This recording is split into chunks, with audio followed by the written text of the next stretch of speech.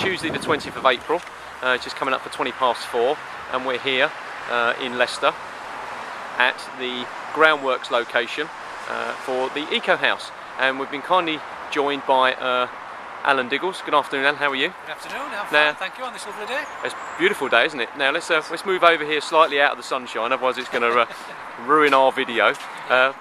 Now, you're the Executive Director for Groundworks Leicester and Leicestershire, so can you just tell us a little bit about what your involvement is in the whole project?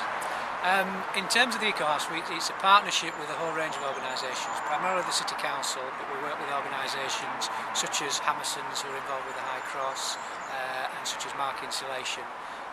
And what we're trying to do is get a flavour for the community, for people of Leicester and Leicestershire to come and see how renewable technologies work and what they can do to help the environmental impact of themselves, but to see how they can benefit from technologies that they've heard of that may not a great deal about, such as solar, thermal, water, heating and photovoltaic.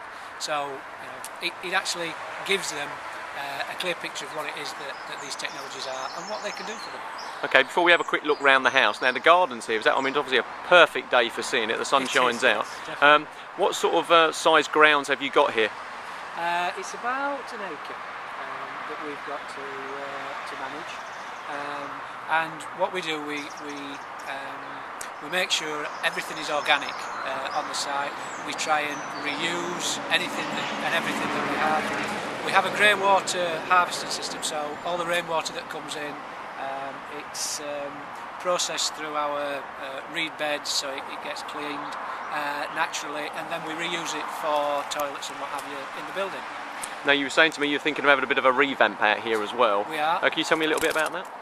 Yes, what we're doing is some of the people that have been round find it difficult to see how this can relate to their own home. Because it's a nice area. So what we're doing is looking at dividing it up, compartmentalising it, so that you can have an area that just takes half an hour a week to maintain, or an area that you can have and use that doesn't need much water. So trying to theme it, and hopefully then people can then relate to it from their own point of view. Brilliant. Well, thanks very much. Let's head inside, and as much as I'd hate to leave the sunshine, you can tell us a little bit about this area that we're in now. Well, this area is the cafe area, and at this time of year it really starts to open up because of the weather, and when we get weather like this, people tend to come and want to look round. So we have a whole range of people that come here. We have a lot of young mums that come here after school because it's a real safe environment for their children to play in. We have regular visits from schools around the county. People come in to understand organic gardening, because we do food projects, local food growing projects at a number of different schools and community groups. So the idea is that it's somewhere that people can gather, but they can see what we're trying to do here, and there's a whole range of leaflets and booklets that people can learn from and take away with them. Okay, shall we head into the kitchen? Yes. And I'll follow you into there. There's a number of environmental projects that we sell from here. Okay, so these are the products that people can take away. So, they are. Yep. So you've got recycled bottles rather than being taken to landfill. Okay. Environmentally friendly detergents. Let's have a quick look at this here. It says, "I used to be a car tyre." Yes. Car yes. tyre. And books and stuff for Yeah. for young people to use, and this kind of toilet cleaner, bio Yeah. toilet cleaner, Yeah. fabric conditioner. So it does exactly what the normal products do, but it doesn't harm the environment, doesn't kill wildlife, doesn't harm or pollute anything. Okay, we've certainly got a good range of products here as Yep. well, haven't you? Radios and everything. And we've even got sheep poo paper. Sheep poo paper. This is absolutely fascinating, and I'm going to pull this out of my pocket and put it in front of the camera. It's actually a piece of sheep poo paper. It says, "A person who won't read has no advantage over a person who can't read." Mark Twain, a wise man. It's absolutely fantastic. So here we go. We come right up to it. Very good. Okay, let's head into the kitchen. Okay.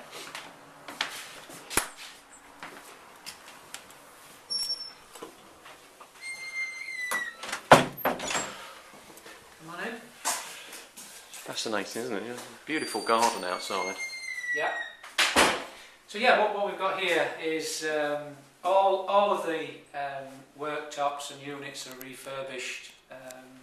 The idea again is that we've got appliances that use the lowest possible energy, and we've got all the appliances that people would normally have: cooker, fridge, washing machine. And one of your colleagues was saying a lot of people are surprised that you actually have a dishwasher here, but from an environmental point of view, it's actually seen as being, I think he said you use something like 60% less water than you would correct. washing up in a bowl, if you like. You know? And the reason for that is what you do is you fill it, so it's got all the pots in rather than you put in a bowl to wash 2 or 3 cups.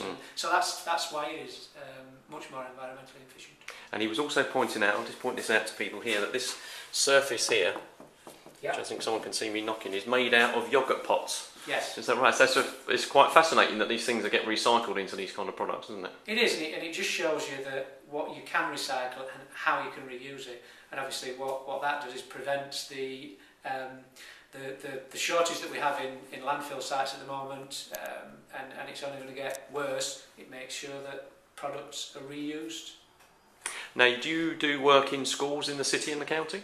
We do. We work with nearly 200 schools in the city and in the county, and we work with them on environmental issues. What we try and do is both work with the children and with the staff, with the management of the school, to look at how they can improve their environmental efficiency, how they can reduce their waste, how they can reduce their energy usage, and obviously that helps their bottom line so they can spend more on direct services. And from our point of view, what we think is it's how we change behaviour. We, as an organisation, we believe that changing people's behaviour is what's necessary to reduce everybody's impact on the environment and on the planet. Well, we have a news agency which we've set up in our community media hub. We've got 12 news agencies now, one of which is called Green Issues. And I remember one of the very first articles was written by our editor, Claire Hudson, and she was saying she needed a title for it. And I remember a famous comedian, he was on the television, I won't use his name, actually said he felt like recycling was a bit like turning up at an earthquake with a dustpan and brush when you think of how the rest of the world isn't bothering. But I think you almost have to encourage people just to do their bit, isn't it? And everybody would do that. Is that one of the aims you think of Groundworks, is to get people to think like that? Yeah, it most definitely is. And I think each individual doing a little bit has a big impact. That's the information, and that's the message that we try and get over to young people in particular. And the fact that they will then go back and talk to their families and will talk to their extended families, so it spreads the message. And the more that people do, the more that they want to do, and the better they understand the issues. So it does have a big impact. And I know that the fact that what happens in other countries, in the developing world, such as China or whatever, we can't impact, but what we can do, we can have a major impact on what happens here. So if we do our own bit really and concentrate on where we are and what we're doing, then it can make a bit of a difference. Most definitely. Now, I know some of the young people in the editorial team of The Wave, the Young People's newspaper, are quite keen to come back. Would you be able to host a visit for us? And we would. We'd be delighted to. That's brilliant. Alan, thanks very much. If you can bring another day, we'll have the weather like this. Hopefully it'll come with us next time. Thanks very much, Alan. Okay, cheers.